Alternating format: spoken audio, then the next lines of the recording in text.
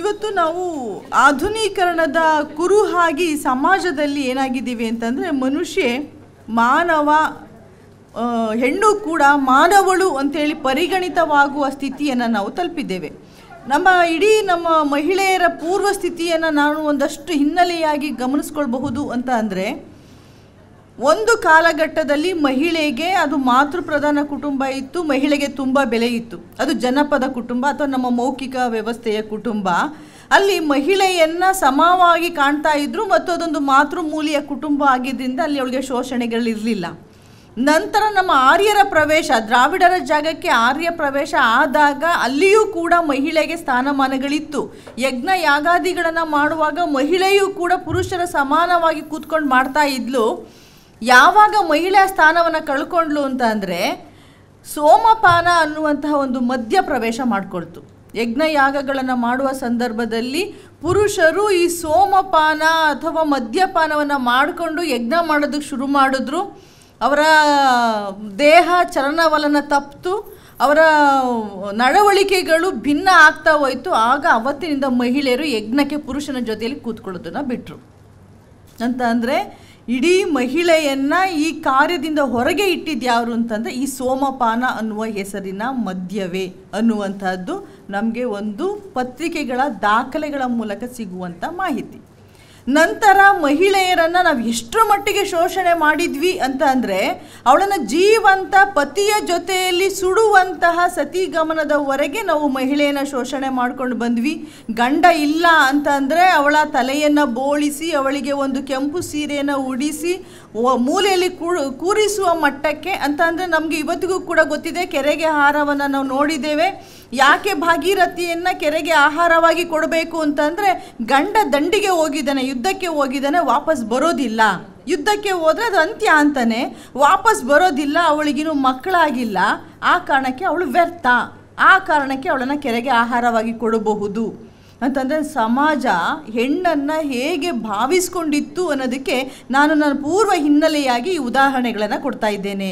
ಅವಳಿಗೆ 8 ವರ್ಷಕ್ಕೆ ತೊಟ್ಟಿಲಲ್ಲೇ ಮಗು ಮಾಡ್ತಾ ಇದ್ದಂಥ ಪದ್ಧತಿಗಳು ಇವತ್ತು ನಂದಿನಿ ಮೇಡಮ್ ಹೇಳಿದ್ರು. ಇವತ್ತಿಗೂ ಕೂಡ ಮೈಸೂರಿನಲ್ಲಿ 30 ಬಾಲ್ಯ ವಿವಾಹ ಪ್ರಸಂಗಗಳು ದಾಖಲೆ ಆಗಿದೆ ಅಂಥೇಳಿ ಅವರು ಬಂದಿರುವಂಥದ್ದು 1 ವರ್ಷದ ಒಳಗಡೆ 30 ಕೇಸನ್ನು ದಾಖಲೆ ಮಾಡಿದ್ದೀನಿ ಅಂಥೇಳಿ ನಂದಿನಿ ಮೇಡಮ್ ಹೇಳ್ತಾ ಇದ್ದಾರೆ.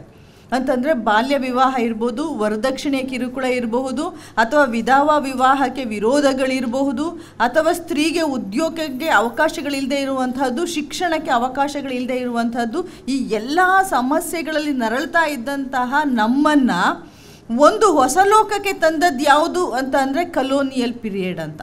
ಏನು ವಸಾಹತುಶಾಹಿಗಳು ಭಾರತಕ್ಕೆ ಬಂದರು, ಅವರು ಬರೀ ಭಾರತವನ್ನು ಅಷ್ಟು ವರ್ಷಗಳ ಕಾಲ ಆಳ್ವಿಕೆ ಮಾಡಿ ನಮ್ಮ ಸಂಪತ್ತನ್ನು, ನಮ್ಮ ಚಿನ್ನ, ನಮ್ಮ ವಜ್ರ ಎಲ್ಲವನ್ನು ದೋಚಿದ್ರು ಅನ್ನುವ ಸತ್ಯದ ಜೊತೆಗೆ ನಾವು ಅರ್ಥ ಮಾಡ್ಕೊಳ್ಬೇಕಾದ್ದು, ನಮಗೆ ಆಧುನೀಕರಣವನ್ನು ಕೊಟ್ಟರು, ಶಿಕ್ಷಣವನ್ನು ಕೊಟ್ಟರು, ಹೆಣ್ಣು ಮಕ್ಕಳು ಕೂಡ ಗಂಡು ಮಕ್ಕಳ ಜೊತೆಯಲ್ಲಿ ಕೂತ್ಕೊಂಡು ಕಲಿಬಹುದು ಅನ್ನುವಂಥ ವಾತಾವರಣವನ್ನು ನಿರ್ಮಿಸಿ ಕೊಟ್ಟಿದ್ದು ವಸಾಹತುಶಾಹಿಗಳು. ಅದರಲ್ಲೂ ಕೂಡ ಬ್ರಿಟಿಷರ ಆಡಳಿತ ನಮಗೆ ಆ ಸೌಲಭ್ಯವನ್ನು ಕೊಡ್ತು. ಒಂದು ಪತ್ರಿಕೆಯಲ್ಲಿ ದಾಖಲೆ ಆಗುತ್ತೆ, ಹೆಣ್ಣು ಮಕ್ಕಳು ಯಾವುದೇ ಕಾರಣಕ್ಕೆ ಶಾಲಾ ಶಿಕ್ಷಣವನ್ನು ಪಡಿಬಾರ್ದು ಅಂಥೇಳಿ.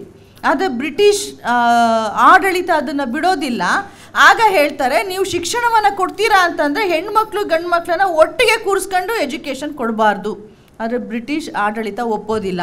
ಮತ್ತೆ ಇನ್ನೊಂದು ನಿಯಮವನ್ನು ಹಾಕ್ತಾರೆ, ನೀವು ಕಲಿಸ್ತೀರಾ ಅನ್ನೋದಾದರೆ ಹೆಣ್ಮಕ್ಳು ಗಂಡು ಮಕ್ಳಿಗೂ ಒಂದೇ ರೀತಿಯ ಪಠ್ಯಕ್ರಮ ಬೋಧಿಸಬಾರ್ದು, ಸೇಮ್ ಸಿಲಬಸ್ ಇರಬಾರ್ದು ಅಂಥೇಳಿ.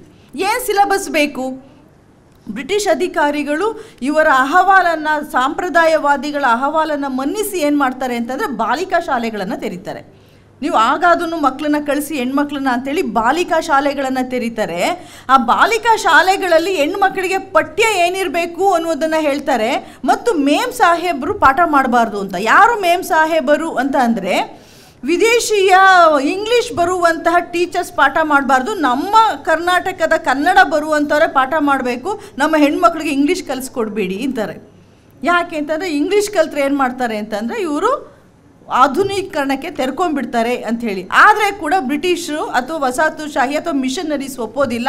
ಮತ್ತೆ ಅವ್ರು ಹೇಳ್ತಾರೆ ಸಿಲೆಬಸ್ ಹೇಗಿರಬೇಕು ಅಂತ ಒಂದು ಸ್ಟ್ರಕ್ಚರ್ ಹಾಕ್ಕೊಡ್ತಾರೆ. ಅದರಲ್ಲಿ ಏನಿರುತ್ತೆ ಅಂತಂದರೆ, ಹೆಣ್ಣು ಮಕ್ಕಳಿಗೆ ಮನೆಯಲ್ಲಿ ಗಂಡ ಮಾವ ಅತ್ತೆ ಮಕ್ಕಳನ್ನು ನೋಡ್ಕೊಳ್ಳೋದು ಹೇಗೆ ಅನ್ನೋದನ್ನು ತರಗತಿಯಲ್ಲಿ ಕಲಿಸ್ಬೇಕು.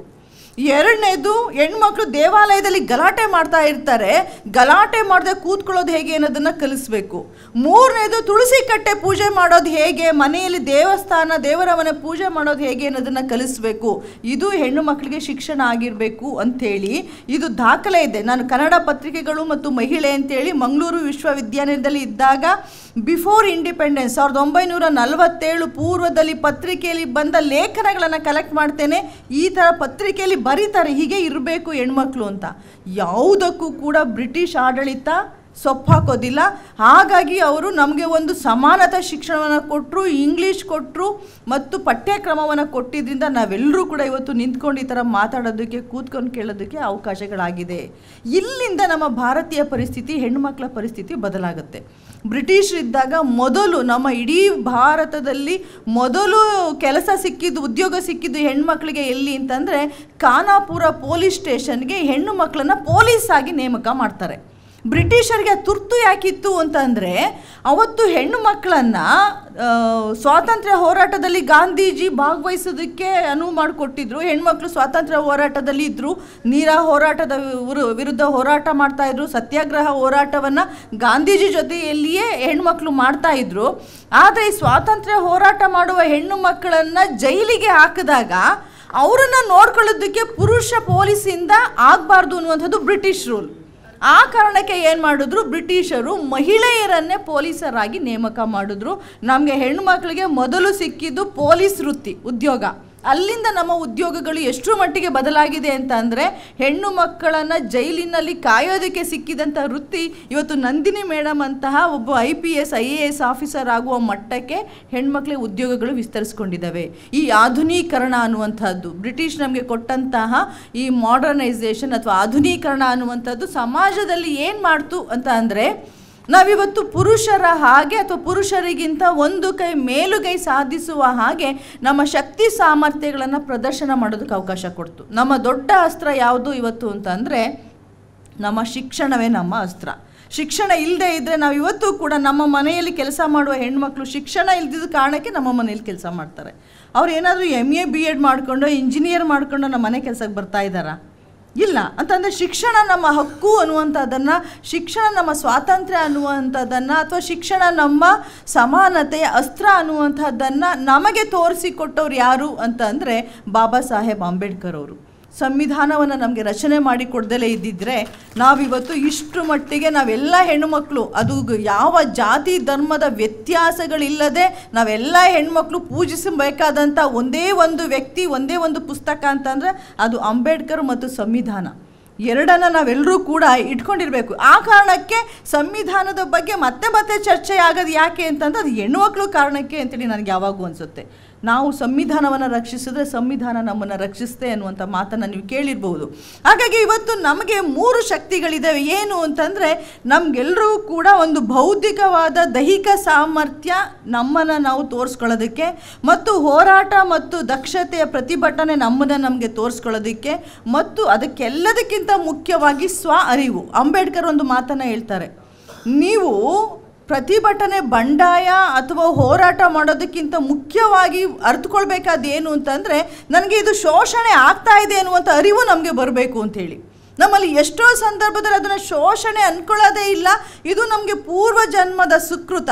ನಾವು ಹಿಂದಿನ ಜನ್ಮದಲ್ಲಿ ಏನೋ ಪಾಪ ಮಾಡಿದ್ದೀವಿ, ಅದಕ್ಕೆ ಅನುಭವಿಸ್ತಾ ಇದ್ದೀವಿ. ನಾವು ಹೆಣ್ಮಕ್ಳಾಗಿ ಹುಟ್ಟಿರುವಂತಹದ್ದೇ ಪೂರ್ವ ಜನ್ಮದ ಯಾವುದೋ ಕರ್ಮದ ಫಲ ಅಂಥೇಳಿ ನಮ್ಮನ್ನು ನಂಬಿಸಿ ಇಟ್ಟಿದೆ.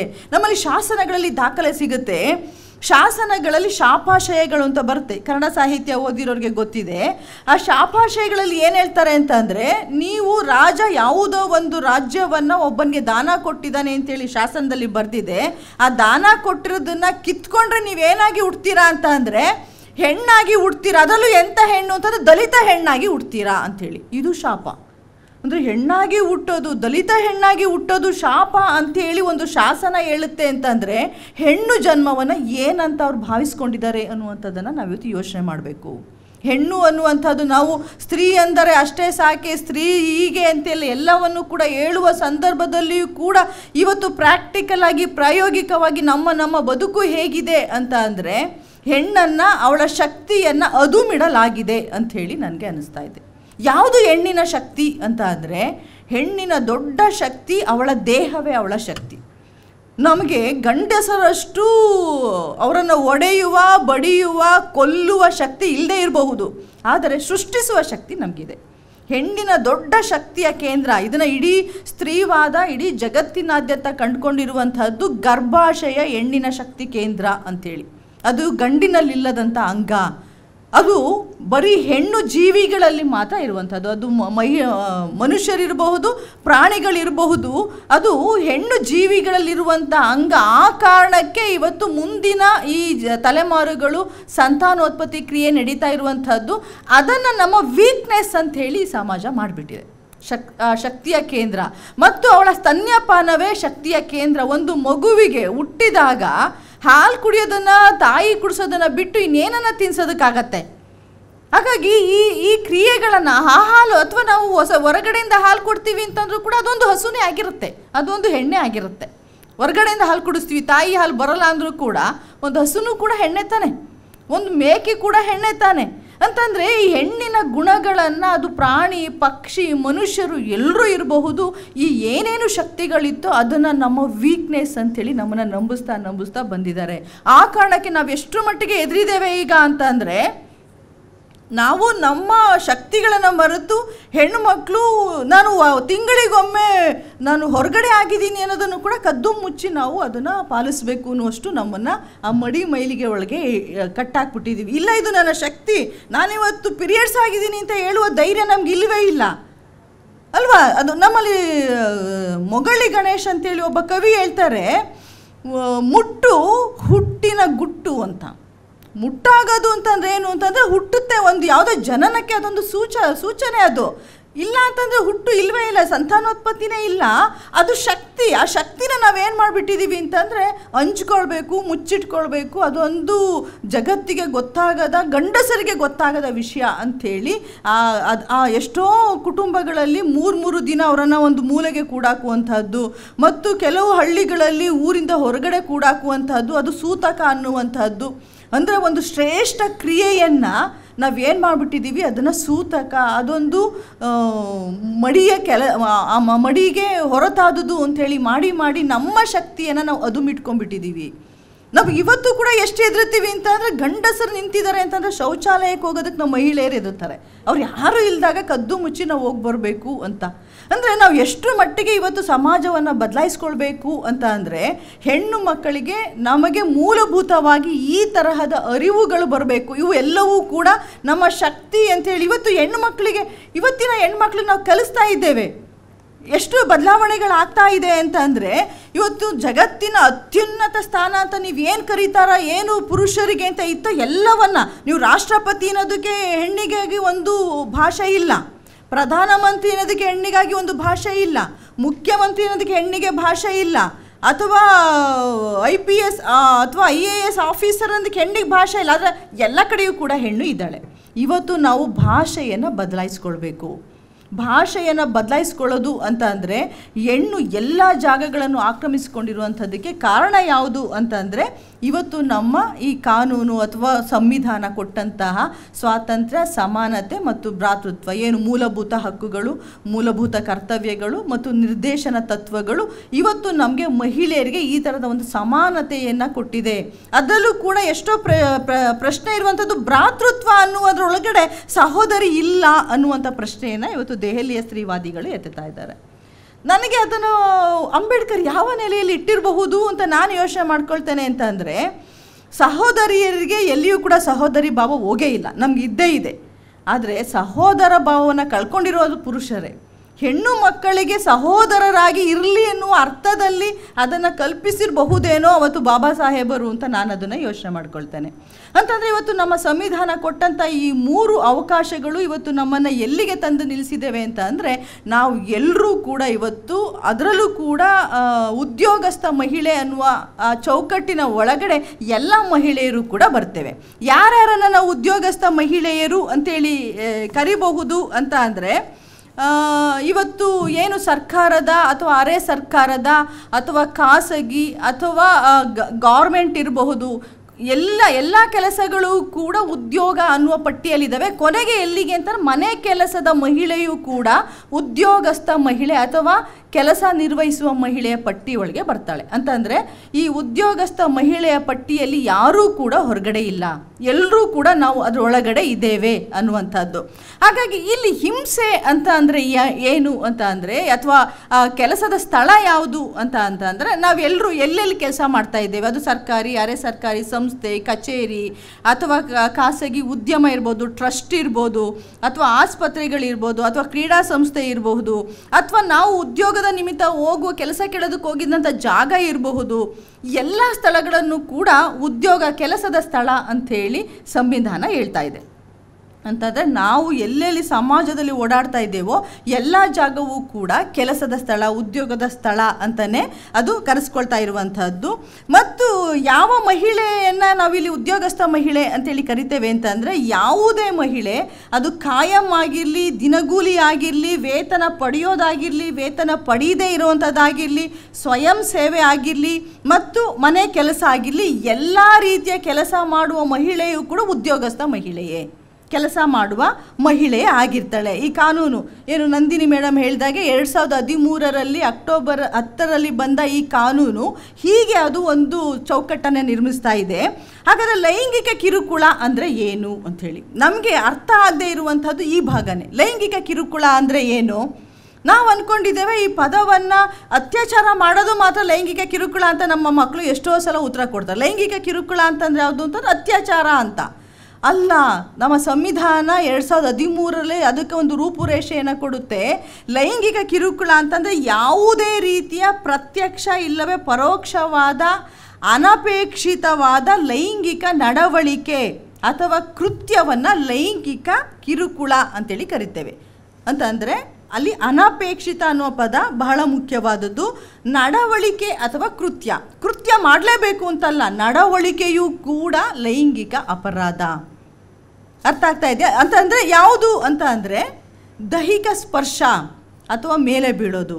ನೀವು ನೋಡಿ, ಬೆಳಗ್ಗೆ ನಾನು ಕೇಳಿದಾಗ ಎಷ್ಟೋ ಹೇಳಿಲ್ಲ, ಬಸ್ ಹತ್ತುವಾಗ ಅಥವಾ ನೀವು ಬಸ್ ಸ್ಟ್ಯಾಂಡಲ್ಲಿ ನುಗ್ಗಾಟದಲ್ಲಿ ಹೋಗುವಾಗ ಅಥವಾ ಯಾವುದೋ ಚಿತ್ರಮಂದಿರಕ್ಕೆ ಹೋಗುವಾಗ ಅಥವಾ ನಮ್ಮ KR ಸರ್ಕಲಲ್ಲಿ ಆ ಕಡೆ ಈ ಕಡೆ ರೋಡ್ ಕ್ರಾಸ್ ಮಾಡುವಾಗ ಎಷ್ಟು ಪುರುಷರು ನಮ್ಮ ಜೀವನದಲ್ಲಿ ನಾವೇನಾದ್ರೂ ಈ ಸ್ಪರ್ಶಕ್ಕೆ ಅಂಥೇಳಿ ಕೇಸ್ ಹಾಕ್ತೀವಿ ಅಂತಂದರೆ, ಒಂದೊಂದು ಮಹಿಳೆ ಮಿನಿಮಮ್ 10 ಜನ ಗಂಡಸರ ಮೇಲೆ ಕೇಸ್ ಹಾಕಿದ್ರೆ ಎಷ್ಟು ಗಂಡಸರು ಒಳಗಡೆ ಇರ್ತಾರೆ ಯೋಚನೆ ಮಾಡಿ.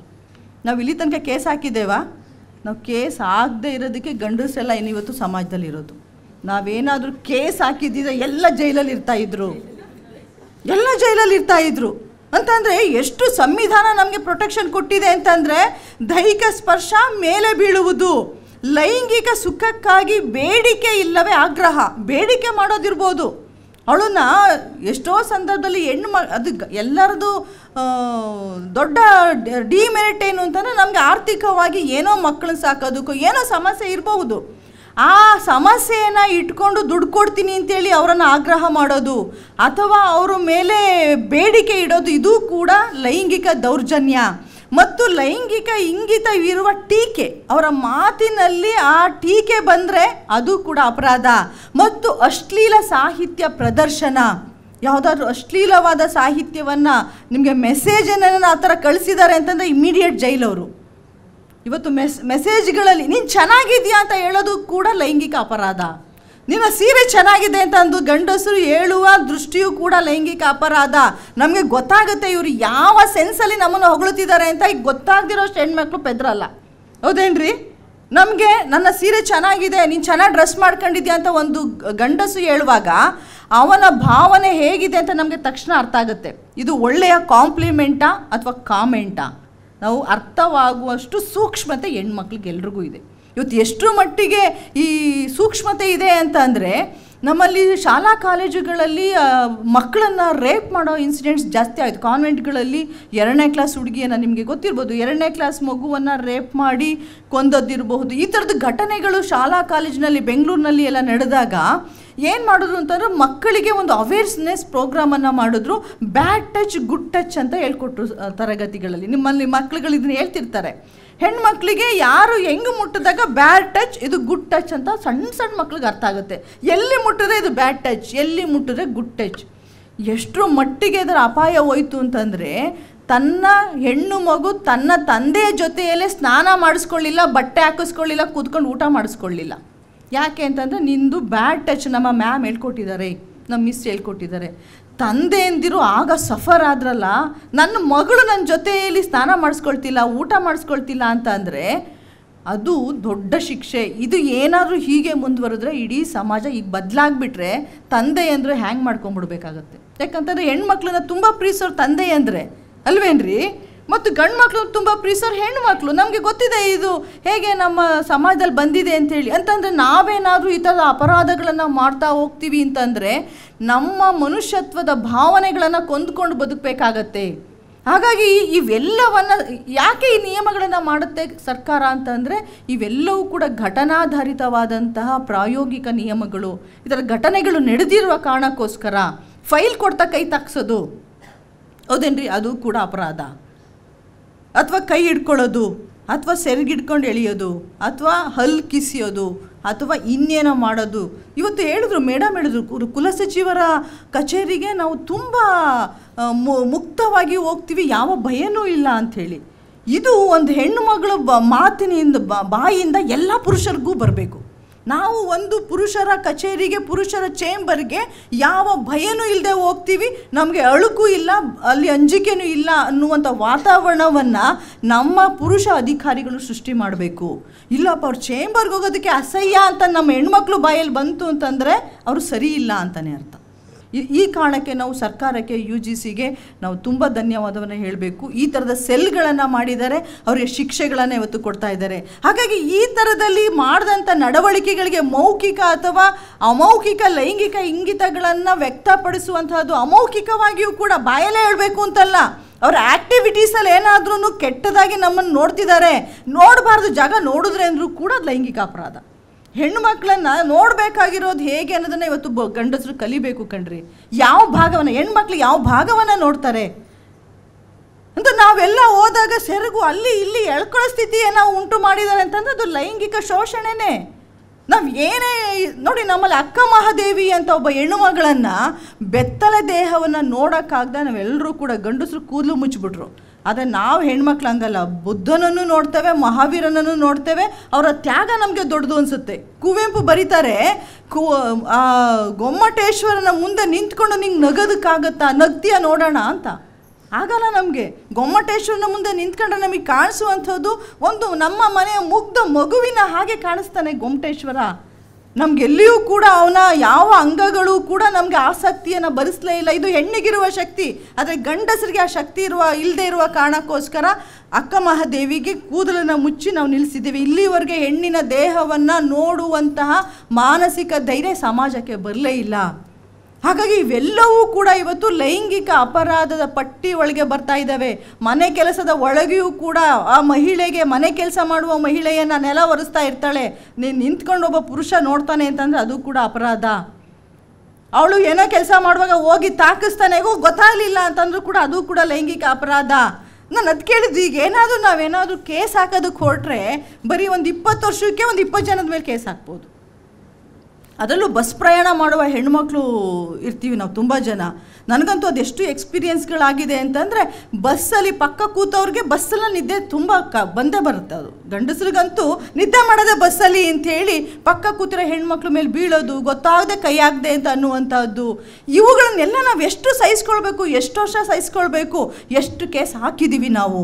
ಇವತ್ತು ಬಸ್ಸೊಳಗೆ ಒಬ್ಬ ಕಂಡಕ್ಟರ್, ಒಬ್ಬ ಡ್ರೈವರ್ ಎಷ್ಟು ಕೇಸ್ ಹಾಕಿದ್ದಾರೆ ಅಂತಂದರೆ ಅವ್ರನ್ನೂ ನಿಜವಾಗೂ ನಾವು ಜೈಲಿಗೆ ಹಾಕಬೇಕು. ಯಾಕಂದ್ರೆ ದಿನವೂ ನಡೀತಾ ಇರುತ್ತೆ ಘಟನೆಗಳು. ಪಾಪ ಹೆಣ್ಮಕ್ಳು ನೋಡಿ, BEd MPEd ಇವೆಲ್ಲ ಮಾಡೋ ಹೆಣ್ಮಕ್ಳಿಗೆ ಸೀರೆ ಕಂಪಲ್ಸರಿ. ಅವ್ರಿಗೆ ಸೀಟ್ ಇಲ್ಲ ಕೂತ್ಕೊಳ್ಳೋಕ್ಕೆ, ದೊಡ್ಡ ದೊಡ್ಡ ಬ್ಯಾಗ್ಗಳು, ರಿಪೋರ್ಟ್ಗಳು, ಇಲ್ಲೆಲ್ಲ ಸೀರೆ, ಬ್ಲೌಸು ಇಲ್ಲೆಲ್ಲ ಕಾಣ್ತಿರುತ್ತೆ. ಅದರಲ್ಲೂ ಒಂದು 10 ಪಿನ್ ಹಾಕಿದರೂ ಕೂಡ ಕಂಬಿ ಹಿಡ್ಕೊಂಡು ನಿಂತ್ಕೊಳ್ಬೇಕು. ಅವಳ ಹತ್ರಕ್ಕಂತೂ ಬಸ್ ಮಾಡಿರಲ್ಲ, ಗಂಡಸನ ಹತ್ರಕ್ಕೆ ಮಾಡಿರ್ತಾರೆ. ಇವಳೊಂದು 5 ಅಡಿ ನನ್ನಷ್ಟು ಇದ್ದರೆ ಕಂಬಿ ಇಟ್ಟೋದಕ್ಕೂ ಎಟಕ್ತಾ ಇಲ್ಲ. ಅವಳು ಈ ಕಡೆ ಬಸ್ಸು, ಈ ಕಡೆ ಬ್ಲೌಸು, ಈ ಕಡೆ ಸೀರೆ ಎಳ್ಕೊಳ್ಳೋಷ್ಟೊತ್ತಿಗೆ ಎಲ್ಲರೂ ಕಣ್ಣು ನೋಡೋವಷ್ಟೊತ್ತಿಗೆ, ಅವಳು ಇಳಿಯೋವಷ್ಟೊತ್ತಿಗೆ ಸಾಕು, ಈ ಡಿಗ್ರಿನೇ ಸಾಕು ಅನ್ನೋ ಮಟ್ಟಕ್ಕೆ ಹೆಣ್ಮಕ್ಳನ್ನ ಬರೆಸ್ತಾರೆ. ಅಂತಂದರೆ ನಾವು ಇವತ್ತು ಎಲ್ಲೆಲ್ಲಿಂದ ಬದಲಾವಣೆಗಳನ್ನು ತರಬೇಕು? ಹಾಗಾದರೆ ಈ ಥರದ್ದು ಏನಾದರೂ ತಪ್ಪು ಮಾಡಿದ್ರೆ ಶಿಕ್ಷೆ ಏನು ಅಂತ ಅಂದರೆ, ಈ ಥರದ ಶಿಕ್ಷೆಯೂ ಕೂಡ ಬಹಳ ತೀಕ್ಷ್ಣವಾಗಿದೆ. ಇದಕ್ಕೆ ದೂರು ನೀಡೋದಕ್ಕೆ ನಮ್ಮಲ್ಲಿ ಒಂದು ಸಂಸ್ಥೆಗಳಿದ್ದಾವೆ. ನಾವು ವಿಶ್ವವಿದ್ಯಾಲಯದಲ್ಲಿ ಆದರೆ ನಮ್ಮಲ್ಲಿ ಆಂತರಿಕ ದೂರು ಸಮಿತಿಗಳಿದೆ. ಇಲ್ಲ ಅಂತಂದರೆ ಎಲ್ಲ ಕಡೆಯೂ ಕೂಡ ಅದು ಜಿಲ್ಲಾವಾರು, ತಾಲೂಕುವಾರು ದೂರು ಸಮಿತಿಗಳನ್ನು ಮಾಡಿದ್ದಾರೆ. ಆ ದೂರು ಸಮಿತಿಗಳಿಗೆ ಆ ಲೈಂಗಿಕ ಕಿರುಕುಳ ಆದಂಥ ಮಹಿಳೆ ಹೇಗೆ ದೂರನ್ನು ಕೊಡಬೇಕು ಅಂತಂದರೆ ಲಿಖಿತ ದೂರನ್ನು ಕೊಡಬೇಕು. ಆ ಲಿಖಿತ ದೂರನ್ನು ಎಷ್ಟು ದಿನದಲ್ಲಿ ಕೊಡಬೇಕು ಅಂತಂದರೆ ಘಟನೆ ನಡೆದ 3 ತಿಂಗಳ ಒಳಗೆ ದೂರನ್ನು ಕೊಡಬೇಕು. ಹೋದ ವರ್ಷ ಆಯಿತು ಅಂತಲ್ಲ, ನಾವು ಹೋದ ವರ್ಷ ಹಿಂಗಾಗಿತ್ತು ಅಥವಾ ನಾನು ಚಿಕ್ಕವಳಿದಾಗ ಹಿಂಗೆ ಮಾಡಿದ್ದ ಅಂತ ದೂರು ಕೊಟ್ಟರೆ ಅದೆಲ್ಲ ನಿಲ್ಲೋದಿಲ್ಲ. 3 ತಿಂಗಳ ಒಳಗೆ ದೂರನ್ನು ಕೊಡಬೇಕು. ಅಥವಾ ಘಟನೆ ಮತ್ತೆ ಮತ್ತೆ ಪುನರಾವರ್ತನೆ ಆಗ್ತಿದೆ ಅಂತಂದರೆ ಕೊನೆಯ ಘಟನೆಯಿಂದ 3 ತಿಂಗಳ ಅವಧಿಯ ಒಳಗೆ ದೂರನ್ನು ಕೊಡಬೇಕು. ಅಕಸ್ಮಾತ್ ಅವಳಿಗೇನಾದರೂ ದೂರನ್ನು ಕೊಡೋದಕ್ಕೆ ಆಗಲಿಲ್ಲ ಅಂತಂದರೆ ಯಾರು ಈ ಕಮಿಟಿಯಲ್ಲಿ ಇದ್ದಾರೋ ಅಧ್ಯಕ್ಷರು ಅಥವಾ ಸದಸ್ಯರು, ಅಧ್ಯಕ್ಷರು ಯಾರಾಗಿರ್ತಾರೆ ಅಂತಂದರೆ ಆ ಸಂಸ್ಥೆಯಲ್ಲಿ ಕೆಲಸ ಮಾಡುವ ಹಿರಿಯ ಮಹಿಳಾ ಅಧಿಕಾರಿ, ಅವಳು ಮಹಿಳಾ ಪರ ಧೋರಣೆಯನ್ನು ಉಳ್ಳಂಥವ್ರನ್ನ ಮಾತ್ರ ಅಧಿಕಾರಿ ಮಾಡಬೇಕು. ಅವಳೆಲ್ಲ ಒಂದು ಕಡೆ ಪುರುಷ ಸಂಘವನ್ನು ಕಟ್ಕೊಂಡಿದ್ಬಿಟ್ಟು ಇಲ್ಲಿ ಮಹಿಳಾ ದೌರ್ಜನ್ಯದ ಅಧಿಕಾರಿ ಆದರೆ ಆಗೋದಿಲ್ಲ. ಅವಳಿಗೂ ಕೂಡ ಮಹಿಳಾ ಪರ ನಿಲುವುಗಳಿರೋರು ಮಾತ್ರ ಅಲ್ಲಿ ಅಧ್ಯಕ್ಷೆಯಾಗಿ ಸದಸ್ಯರಾಗಿ ಮಾಡಿರಬೇಕು. ಅವರು ಸಮಿತಿಗೆ ದೂರನ್ನು ಕೊಡೋದಕ್ಕೆ ಬಂದಾಗ ಅವರಿಗೆ ಏನನ್ನು ದೂರು ಕೊಡಬೇಕು, ಹೇಗೆ ಬರ್ಕೊಡ್ಬೇಕು ಅಂತ ಇವ್ರು ಗೈಡ್ ಮಾಡಬೇಕು. ಅಂತಂದರೆ ಈ ಸೂಕ್ಷ್ಮಗಳು ಯಾರಿಗೆ ಗೊತ್ತಿರುತ್ತೆ ಅಂತಂದರೆ ಆ ಸಂಸ್ಥೆಯೊಳಗೆ ಕೆಲಸ ಮಾಡೋರಿಗೆ ಗೊತ್ತಿರುತ್ತೆ. ಅವರುಗಳು ಆ ಲಿಖಿತ ದೂರಿನಲ್ಲಿ ಏನು ಬರ್ಕೊಡ್ಬೇಕು, ಅದರೊಳಗೆ ಏನಿದ್ರೆ ಮಾತ್ರ ಅದು ಕಾನೂನಿನ ಪರಿಧಿಯ ಒಳಗೆ ಬರುತ್ತೆ ಅನ್ನೋದನ್ನು ಗೈಡ್ ಮಾಡಿ ಬರೆಸ್ಕೊಡ್ಬೇಕು. ಅಕಸ್ಮಾತ್ ಅವಳು ಏನಾದರೂ ಆ ಘಟನೆಯಿಂದನೋ ಅಥವಾ ಅವಳು ಮಾನಸಿಕವಾಗಿ ಅವಳು ಬರೆಯೋ ಸ್ಥಿತಿಯಲ್ಲಿ ಇಲ್ಲ ಅಂತಂದರೆ, ಅಥವಾ ಅಕಸ್ಮಾತ್ ಅವಳು ಏನಾದರೂ ಸತ್ತು ಹೋಗ್ಬಿಟ್ರೆ ಈ ಲೈಂಗಿಕ ದೌರ್ಜನ್ಯದಿಂದ, ಅವಳಿಗೆ ಯಾರು ಕಾನೂನುಬದ್ಧ ವಾರಸುದಾರರಾಗಿದ್ದಾರೋ ಅವರು ಕೂಡ ಕೇಸ್ ಕೊಡ್ಬೋದು. ಅವ್ರು ಸತ್ತೋದ ತಕ್ಷಣ ಮುಗ್ದೋಯ್ತು ಅಂತಲ್ಲ, ತಗೊಂಡೋಗಿ ರೇಪ್ ಮಾಡಿಬಿಟ್ಟು ಕೊಲೆ ಮಾಡಿದ್ರೆ ಮುಗ್ದೋಯ್ತು, ನಾವೆಲ್ಲ ಬಚಾವಂತ ಅಲ್ಲ, ತಗೊಂಡೋಗಿ ನೀರೊಳಗೆ ಹಾಕಿ ಮಗುವನ್ನು ಬಾವಿ ಒಳಗೆ ಹಾಕಿದ್ರಲ್ಲ ಮುಗ್ದೋಯ್ತು ಅಂತಲ್ಲ. ಯಾರು ಕಾನೂನುಬದ್ಧವಾದಂತಹ ಸಂಬಂಧಿಕರಾಗಿರ್ತಾರೋ, ವಾರಸುದಾರರಾಗಿರ್ತಾರೋ ಅವರಿಗೆ ಲಿಖಿತ ದೂರು ಕೊಡುವ ಅಧಿಕಾರವನ್ನು ಸಂವಿಧಾನ ಕೊಟ್ಟಿದೆ. ಅದು ಕೂಡ ಕೇಸ್ ನಿಲ್ಲುತ್ತೆ. ಹಾಗಾಗಿ ಶಿಕ್ಷೆ ಏನು ಅಂತ ಅಂದರೆ, ಈ ಕೇಸ್ ಬಂದ ಕೂಡಲೇ ಎಲ್ಲರೂ ಕೂಡ FIR ಆಗೋದಿಲ್ಲ. ಮೊದಲ ಬಾರಿಗೆ ಸಂಧಾನ ಮಾಡೋದಕ್ಕೆ ಈ ಸಮಿತಿ ನೋಡುತ್ತೆ. ಏನು ದೂರು ಸಮಿತಿ ಮೊದಲ ಬಾರಿಗೆ ಆಕೆ ಮತ್ತು ಆ ವ್ಯಕ್ತಿಯನ್ನು ಕರೆಸಿ ಸಂಧಾನ ಮಾಡುತ್ತೆ. ಯಾಕೆ ಅಂತಂದರೆ ನಮ್ಮಲ್ಲಿ ದೊಡ್ಡದಾದಂಥ ಒಂದು ಶಿಕ್ಷೆ ಯಾವುದು ಅಂತಂದರೆ ಪಶ್ಚಾತ್ತಾಪ.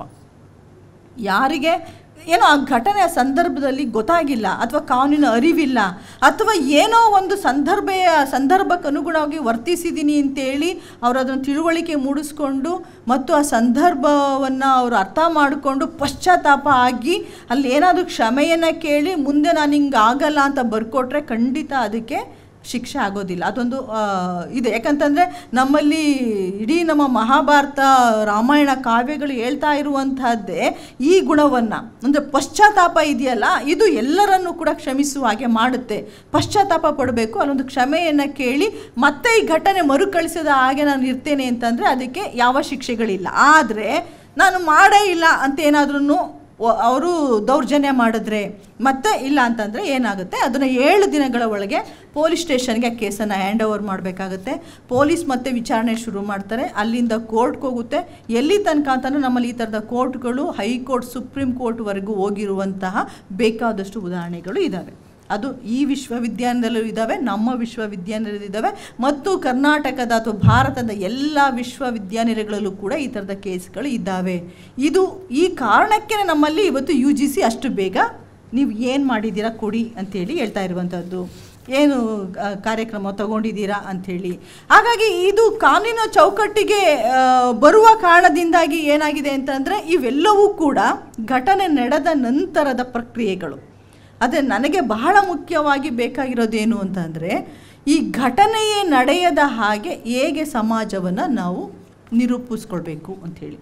ನಮ್ಮಲ್ಲಿ ಯಾವುದೇ ಶಿಕ್ಷೆ ಇರ್ಬೋದು, ಯಾವುದೇ ಕಾನೂನು, ಪೊಲೀಸು ಬರೋದು ಯಾವಾಗ ಅಂತಂದರೆ ಘಟನೆ ನಡೆದಾಗ. ನಮ್ಮಲ್ಲಿ ನೋಡಿ, ಯಾವುದೇ ಅತ್ಯಾಚಾರ ಆದಾಗ, ಮಾನಭಂಗ ಆದಾಗ ನಮ್ಮ ಈ ಪೊಲೀಸು, ಕಾನೂನು, ಸರ್ಕಾರ ಎಲ್ಲವೂ ಬರುತ್ತೆ. ಈ ಘಟನೆ ನಡೆಯುವಾಗ ತಡೆದಂಥ ಒಂದೇ ಒಂದು ಉದಾಹರಣೆ ಇದೆ ನಮ್ಮಲ್ಲಿ. ಯಾರಾದರೂ ಹೇಳ್ಬೋದಾ? ಘಟನೆ ಮಾನಭಂಗ ಇನ್ನೇನಾಗತ್ತೆ ಅನ್ನುವಾಗ ತಡೆದಂಥ ಒಂದೇ ಒಂದು ಘಟನೆ. ಸಾಹಿತ್ಯದ ವಿದ್ಯಾರ್ಥಿಗಳು ಹೇಳ್ತೀರಾ? ಸ್ವಲ್ಪ ಮಹಾಭಾರತಕ್ಕೆ ಹೋದರೆ ಹೇಳ್ತೀರಾ? ದ್ರೌಪದಿ. ಕೃಷ್ಣ ಇದ್ದಾನಲ್ರಿ, ಕೃಷ್ಣ ಮಾನಭಂಗ ಆಗೋದನ್ನು ತಡೆದಂತಹ ಏಕೈಕ ವ್ಯಕ್ತಿ ನಮ್ಮ ಚರಿತ್ರೆಯಲ್ಲಿ. ಅದು ಜಗತ್ತಿನ ಯಾವ ಚರಿತ್ರೆಯಲ್ಲೂ ಕೂಡ ಇಲ್ಲ. ಯಾಕೆ ಕೃಷ್ಣ ಇವತ್ತಿಗೂ ಕೂಡ ಹೆಣ್ಮಕ್ಳಿಗೆ ಇಷ್ಟ ಆಗ್ತಾನೆ ಅಂತಂದರೆ, ಅಕಸ್ಮಾತ್ ಕೃಷ್ಣ ಬರೆದಿದ್ರೆ ತುಂಬಿದ ಸಭೆಯಲ್ಲಿ ಗಂಡಂದ್ರಲ್ಲ, ಮಾವಂದರು, ತಂದೆ ಸಮಾನದರ ಮುಂದೆ ಬೆತ್ತಲೆಯಾಗಿ ದ್ರೌಪದಿ ನಿಲ್ಲಬೇಕಾಗಿತ್ತು. ಕೃಷ್ಣ ಕಾಪಾಡಿದ್ದಿದೆಯಲ್ಲ, ಇದು ನಮ್ಮ ಎಲ್ಲ ಕಾನೂನಿಗಿಂತ ಮುಖ್ಯವಾದ ಕಾನೂನು. ಇದನ್ನು ನಾವು ನಮ್ಮ ಸಂವಿಧಾನದ ಒಂದು ತಳಹದಿಯಾಗಿ ರೂಪಿಸ್ಕೊಳ್ಬೇಕು. ಅಂತಂದರೆ ಮಾನಭಂಗ ಆದಾಗ, ಆ ಘಟನೆ ನಡೆದಾಗ ನಾವು ಪರಿತಾಪ, ಪಶ್ಚಾತ್ತಾಪ ಪಡೋದಕ್ಕಿಂತ ಆ ಘಟನೆ ನಡೆಯದ ಹಾಗೆ ನೋಡ್ಕೊಳ್ಬೇಕು. ಹಾಗಾಗಿ ಈ ಅರಿವನ್ನು ಇಡೀ ಸಮಾಜದಲ್ಲಿ ಬರೀ ಹೆಣ್ಮಕ್ಳಿಗಲ್ಲ, ಕಂಪ್ಲೇಂಟ್ ಕೊಡೋದಕ್ಕೆ ಹೆಣ್ಮಕ್ಳು ಕೊಡೋದಲ್ಲ, ಗಂಡು ಮಕ್ಕಳಿಗೆ ನಾವು ಕಲಿಸ್ಬೇಕು. ನಮ್ಮ ಮನೆಯ ಗಂಡು ಮಕ್ಕಳಿಗೆ ಇವತ್ತು ನೋಡಿ, ಅತ್ಯಾಚಾರ ನಿರ್ಭಯ ಕೇಸ್ ಆದಮೇಲೆ ಎಷ್ಟು ಮಟ್ಟಿಗೆ ಆ ಕೇಸ್ ಸ್ಟ್ರಾಂಗ್ ಇದೆ ಅಂತಂದರೆ, ರಸ್ತೆಯಲ್ಲಿ ಹೆಣ್ಮಕ್ಳು ನಡ್ಕೊಂಡು ಹೋಗುವಾಗ ಅವಳು ಹಿಂದಿಂದೆ ಒಂದು ಸಲ ಹೋದರೆ ಅವಳು ವಾರ್ನು ಮಾಡ್ಬೋದು. ಮತ್ತೆ ಎರಡನೇ ದಿನವೂ ಹೋಗ್ತಾನೆ ಅಂತ ಅಂದರೆ ಅವರು ಪೊಲೀಸ್ ಸ್ಟೇಷನ್ಗೆ ಒಂದು ಸಣ್ಣ ಕೇಸನ್ನು ಕೊಟ್ಟು ಇವನಿಗೆ ಬುದ್ಧಿ ಹೇಳು ಅಂತ ಅನ್ಬೋದು. ಮತ್ತೆ ಮೂರನೇ ದಿನವೂ ಅವಳು ಹಿಂದೆ ಹೋಗ್ತಾನೆ ಅಂತಂದರೆ ಅದು FIR ನಾನ್ ಬೇಲಬಲ್, ಬೇಲೆ ಇಲ್ಲ ಅದಕ್ಕೆ. ನಿರ್ಭಯ ಕೇಸ್ ಆದಮೇಲೆ ಅತ್ಯಾಚಾರ ಘಟನೆಗಳಿಗೆ ಇದು. ಹಾಗಾಗಿ ನಮ್ಮಲ್ಲಿ ಕವಿತಾ ರೈ ಅವರು ಮಹಿಳೆ ಮತ್ತು ಆಧುನಿಕತೆ ಪುಸ್ತಕದಲ್ಲಿ ಒಂದು ಮಾತನ್ನು ಬರೀತಾರೆ. ಈ ಅತ್ಯಾಚಾರವನ್ನು ಮಾಡೋದಕ್ಕೆ ಎಲ್ಲ ಪುರುಷರು ಕೂಡ ಎಷ್ಟು ಪರ್ಸೆಂಟೇಜ್ ಸಿದ್ಧರಿದ್ದಾರೆ, ಯಾಕೆ ಮಾಡ್ತಾ ಇಲ್ಲ ಅಂತಂದರೆ ಎಲ್ರಿಗೂ ಕಾನೂನಿನ ಭಯ ಇದೆ. ಆ ಕಾರಣಕ್ಕೆ ಅಂತ ನಾವು ಕಾನೂನಿನ ಭಯಕ್ಕೆ ಬದುಕ್ತಾ ಇದ್ದೇವೆ. ಇವತ್ತು ಹೆಲ್ಮೆಟ್ ಹಾಕೊಳ್ಳೋದು ಯಾಕೆ ಅಂತಂದರೆ ನಮ್ಮ ತಲೆ ಸರಿ ಇರಲಿ ಅಂತಲ್ಲ, ಪೊಲೀಸ್ ಫೈನ್ ಹಾಕ್ತಾನೆ ಅಂತ. ಬೆಲ್ಟ್ ಹಾಕೊಳ್ತೀವಿ ಅಂತ ಅಂದರೆ ನಮ್ಮ ದೇಹ ಚೆನ್ನಾಗಿರಲಿ ಅಂತಲ್ಲ, ಅಯ್ಯೋ ಪೊಲೀಸ್ ಫೈನ್ ಹಾಕ್ತಾನೆ ಅಂತ. ಕಾನೂನಿನ ಬಗ್ಗೆ ಭಯ ಬರಬೇಕಾಗಿಲ್ಲ, ನಮಗೆ ಕಾನೂನಿನ ಬಗ್ಗೆ ಗೌರವ ಬರಬೇಕು. ನಮಗೆ ಅಂಬೇಡ್ಕರ್ ಬಗ್ಗೆ ಭಕ್ತಿ ಬರಬೇಕಾಗಿಲ್ಲ, ಅಂಬೇಡ್ಕರ್ ಬಗ್ಗೆ ಗೌರವ ಬರಬೇಕು. ಆ ಗೌರವ ಬಂದಾಗ ನಾವು ತಪ್ಪುಗಳನ್ನೇ ಮಾಡೋದಿಲ್ಲ. ತಪ್ಪು ಮಾಡಿ ಶಿಕ್ಷೆಯನ್ನು ಅನುಭವಿಸೋದು ಅದು ಬೇರೆ. ತಪ್ಪೇ ಮಾಡದ ಹಾಗೆ ಸಮಾಜವನ್ನು ರೂಪಿಸ್ಕೊಳ್ಳುವಂಥದ್ದು ನಮ್ಮೆಲ್ಲರ ಜವಾಬ್ದಾರಿ. ನಮ್ಮ ಮನೆಯ ಮಕ್ಕಳನ್ನು, ನಮ್ಮ ಜೊತೆಯಲ್ಲಿರೋರನ್ನು ಈ ಅಪರಾಧಗಳಾಗದ ಹಾಗೆ ಮಾಡಬೇಕು. ನಾನು ನಮ್ಮ ತರಗತಿಯಲ್ಲಿ ಯಾವಾಗೂ ಕೂಡ ಹೇಳ್ತಾ ಇರ್ತೇನೆ, ಒಂದು ಕಡೆ ಹುಡುಗರು, ಒಂದು ಕಡೆ ಹುಡುಗಿಯರು ಕೂತಾಗ ನನಗೆ ನೋಡೋದಕ್ಕೆ ಇವರೆಲ್ಲರೂ ಕೂಡ ಅಪರಾಧಿಗಳಾಗಿ ಕಂಡುಬಿಡ್ತಾರೆ. ನನ್ನ ತರಗತಿ ಒಳಗೆ ಹುಡುಗ ಹುಡುಗಿರನ್ನ ವ್ಯತ್ಯಾಸ ಇಲ್ಲದೆ ಜೊತೆಯಲ್ಲಿ ಕೂತ್ಕೊಳ್ಬೇಕು. ಹಾಗೆ ಕೂತಾಗ ಅವರಿಗೆ ಆ ಭಯಗಳು ಹೊರಟೋಗುತ್ತೆ. ಇಲ್ಲ ಅಂತಂದರೆ ಅವ್ರಿಗೆ ಅಲ್ಲಿ ಹುಡುಗ ಕೂತಿದ್ದಾನೆ ಅಂತಂದರೆ ಅವನು ಏನೋ ಮಾಡ್ತಾನೆ ಅನ್ನುವ ಭಾವನೆಯೇ ಇರುತ್ತೆ. ಜೊತೆಯಲ್ಲಿ ಇದ್ದಾಗ ನಮಗೆ ಸಮಸ್ಯೆಗಳಿಲ್ಲ ಅಂತಂದರೆ ನಾವು ಸಣ್ಣ ಮಕ್ಕಳಿಂದ ಈ ಥರದ ಸಮಾಜವನ್ನು ನಿರ್ಮಾಣ ಮಾಡಬೇಕು. ಅದ್ರ ಜೊತೆಯಲ್ಲಿ ಹೆಣ್ಣು ಮಕ್ಕಳಿಗೆ ಇರಬೇಕಾದ ಎಚ್ಚರ ಏನು ಅಂತಂದರೆ, ಎಷ್ಟೋ ಸಂದರ್ಭದಲ್ಲಿ ಹೆಣ್ಣು ಮಕ್ಕಳು ಈ ಥರದಲ್ಲಿ ಪಶ್ಚಾತ್ತಾಪಕ್ಕೆ ಒಳಗಾದ, ಘಟನೆಗೆ ಒಳಗಾದಾಗ, ಅಥವಾ ಅವ್ರು ಈ ಥರದಲ್ಲಿ ಸಂಕಟ ಪಡುವಾಗ ನಾವೇ ಅವ್ರಿಗೆ ಸಹಕಾರ ಕೊಡೋಲ್ಲ. ನಾವ್ಯಾಕೆ ಸಿಕ್ಕಾಕೊಳ್ಳೋದು, ನಾವೆಲ್ಲ ತಗ್ಲಾಕೊಂಡ್ಬಿಡ್ತೀವಿ. ಇಲ್ಲ, ಹೆಣ್ಣು ಮಕ್ಕಳು ಇವತ್ತು ಎಷ್ಟು ಸಂಖ್ಯೆಯಲ್ಲಿದ್ದೀವಿ. ಮತ್ತು ತುಂಬ ಅಧಿಕಾರ ಸ್ಥಾನದಲ್ಲಿ ಹೆಣ್ಮಕ್ಳಿದ್ದಾರೆ, ಜಡ್ಜಸ್ ಇದ್ದಾರೆ, ದೊಡ್ಡ IPS IAS ಆಫೀಸರ್ಸ್ ಇದ್ದಾರೆ, ರಾಷ್ಟ್ರಪತಿಯವರೇ ನಮಗೆ ಹೆಣ್ಣುಮಗಳಿದ್ದಾರೆ. ನಾವು ಒಂದು ಒಟ್ಟಾಗಿ ಸ್ಟ್ರಾಂಗ್ ಆಗಿ ಒಗ್ಗಟ್ಟಾಗಿ ನಿಂತರೆ ಯಾವ ಘಟನೆಗಳು ಘಟಿಸಲ್ಲ, ಮತ್ತು ಘಟನೆ ನಡೆದ ಯಾರೂ ಕೂಡ ಶಿಕ್ಷೆಯಿಂದ ಹೊರಗಡೆ ನಿಲ್ಲಲ್ಲ. ಒಂದಷ್ಟು ಜನಕ್ಕೆ ಶಿಕ್ಷೆ ಆಗಲೇಬೇಕು, ಆಗಲೇ ಸಮಾಜಕ್ಕೆ ಭಯ ಬರೋದು. ಎಂಥ ಶಿಕ್ಷೆ ಆಗಬೇಕು ಅಂತಂದರೆ, ಒಂದು ಅತ್ಯಾಚಾರ ಮಾಡಿದವನಿಗೆ ಕೊಲೆ ಮಾಡಿದ್ಕಿಂತ ದೊಡ್ಡ ಶಿಕ್ಷೆ ಆಗಬೇಕು. ಹೌದೇನ್ರಿ? ಅದು ಮಾನವ ಹಕ್ಕಿನ ಉಲ್ಲಂಘನೆ, ಅತ್ಯಾಚಾರ. ಅವಳ ದೇಹವನ್ನು ಯಾರೋ ಒಬ್ಬ ಪ್ರವೇಶ ಮಾಡ್ತಾನೆ ಅಂತ ಅಂದರೆ ಕೊಲೆ ಮಾಡೋದು ಎಷ್ಟೋ ವಾಸಿ ಅಲ್ಲ ಅದಕ್ಕಿಂತ. ಹಾಗಾಗಿ ಕೊಲೆಗಿನ್ನ ದೊಡ್ಡ ಶಿಕ್ಷೆ ಯಾವುದಿದೆಯೋ ಆ ಶಿಕ್ಷೆಯನ್ನು ಇವತ್ತು ನಮ್ಮ ಕಾನೂನಿನ ಒಳಗಡೆ, ಚೌಕಟ್ಟಿನ ಒಳಗಡೆ ತಂದಾಗ, ಅವ್ರಿಗೆ ಶಿಕ್ಷೆ ಆದಾಗ, ಸುಮ್ಮನೆ ಅವ್ರಿಗೊಂದು 20 ವರ್ಷ ಬರೀ ಕೇಸನ್ನು ಎಳಿತಾ ಅವ್ನು ಮದುವೆ ಮಾಡಿಕೊಂಡು ಸಂಸಾರ ಮಾಡಿಕೊಂಡು ಅವನು ಅಂತ್ಯ ಆಗುವಾಗ 1-2 ವರ್ಷ ಜೈಲು ಶಿಕ್ಷೆ ಅನ್ನೋ ಬದಲು ಘಟನೆ ನಡೆದ ಕೂಡಲೇ, ಯಾಕಂದರೆ ಇವೆಲ್ಲದಕ್ಕೂ ಸಾಕ್ಷಿ ಬೇಕು ಅಂತಲ್ಲ, ನಾವು ಹಿಂದೆ ಯಾವನನ್ನ ಚುಡಾಯಿಸ್ಕೊಂಡು ಬರ್ತಾನೆ ಅದಕ್ಕೆ ನೀನು CCTV ಫೂಟೇಜ್ ಕೊಡಬೇಕಾಗಿಲ್ಲ. ನೀನು ಕೊಡುವ ದಾಖಲೆಯೇ ಸಾಕು, ಎಲ್ಲದಕ್ಕೂ ಸಾಕ್ಷಿ ಏನು ಕೇಳಲ್ಲ. ಆ ಕಾರಣಕ್ಕೆ ಈ ಕಾನೂನುಗಳಿರುವಂಥದ್ದು.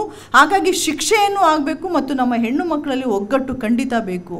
ಯಾವ ಮಹಿಳೆ ಈ ಥರದ ಸಮಸ್ಯೆಗೆ ಒಳಗಾಗಿದ್ದಾಳೆ ಅವಳ ಜೊತೆಯಲ್ಲಿ ನಿಲ್ತೇವೆ ಅನ್ನುವಂಥ ಒಂದು ಒಗ್ಗಟ್ಟನ್ನು, ಒಂದು ಶಕ್ತಿಯನ್ನು ತುಂಬಿದರೆ ಮಾತ್ರ ಇನ್ನೊಂದಷ್ಟು ಮಹಿಳೆಯರು, ನಮ್ಮ ಮುಂದಿನ ತಲೆಮಾರು ಸುಖವಾಗಿರುತ್ತೆ. ಇಲ್ಲ ಅಂತಂದರೆ ನಮ್ಮ ಮುಂದಿನ ತಲೆಮಾರು ಎಂಥ ಸಮಾಜ ನಿರ್ಮಾಣ ಮಾಡಿದ್ದೀರಿ ಅಂತೇಳಿ ನಮ್ಮನ್ನೆಲ್ಲವನ್ನು ಕೂಡ ಬೈಕೊಳ್ಳುತ್ತೆ. ಆ ಬೈಕೋಬಾರ್ದು ಅನ್ನೋದಾದರೆ ಸಮಾಜದಲ್ಲಿ ಒಂದು ಪುರುಷ ಮತ್ತು ಮಕ್ಕಳು, ಯಾಕಂದರೆ ನಮ್ಮ ಜೊತೆಯಲ್ಲಿ ತಂದೆ ಇರ್ತಾನೆ, ಅಣ್ಣ ಇರ್ತಾನೆ, ತಮ್ಮ, ನಮ್ಮ ಮಕ್ಕಳು ಕೂಡ ಇರ್ತಾರೆ. ಅವರೆಲ್ಲರೂ ಕೂಡ ಸುರಕ್ಷಿತವಾಗಿರಬೇಕು ಅಂತಂದರೆ ನಮ್ಮಲ್ಲಿ ಎಲ್ಲರಲ್ಲೂ ಕೂಡ ಈ ಅರಿವು ಮೂಡಿಸಬೇಕು. ಆ ಕಾರಣಕ್ಕೆ ಈ ಕಾರ್ಯಕ್ರಮ ಬಹಳ ಅರ್ಥಪೂರ್ಣವಾದ್ದು. ಲಕ್ಷ್ಮೀ ಮೇಡಮ್ ಅವರು ತುಂಬ ಕಡಿಮೆ ಸಮಯದಲ್ಲಿ ಮಾಡಿದರೂ ಕೂಡ ಮತ್ತು ಸಂಖ್ಯೆ ಕಡಿಮೆ ಆದರೂ ಕೂಡ ಒಂದು ಗಿಡಕ್ಕೆ ಸಾವಿರಾರು ಗಿಡವನ್ನು ಬೆಳೆಸೋ ಶಕ್ತಿ ಇದೆ. ಒಂದು ಹೆಣ್ಣಿಗೆ ಸಾವಿರಾರು ಹೆಣ್ಣನ್ನು ಸೃಷ್ಟಿಸುವ ಶಕ್ತಿ ಇರುವ ಕಾರಣದಿಂದಾಗಿ ಇದು ಎಲ್ಲರೂ ಕೂಡ ಅರಿವು ಮೂಡಿಸುವಂತಹ ಒಂದು ಕಾರ್ಯಕ್ರಮ ಆಗಲಿ ಮತ್ತು ಇದರ ಸದುಪಯೋಗ ಎಲ್ಲರೂ ಪಡ್ಕೊಂಡಿದ್ದೀರಾ ಅಂತ ಭಾವಿಸ್ತಾ, ನನಗೆ ಈ ಅವಕಾಶವನ್ನು ಕೊಟ್ಟು ಇಲ್ಲಿ ಮಾತನಾಡೋದಕ್ಕೆ ತಾವೆಲ್ಲರೂ ಕೂಡ ಸಮ್ಮತಿಯನ್ನು ಕೇಳಿಸ್ಕೊಳ್ಳೋ ಮೂಲಕ ಕೊಟ್ಟಿದ್ದೀರಾ.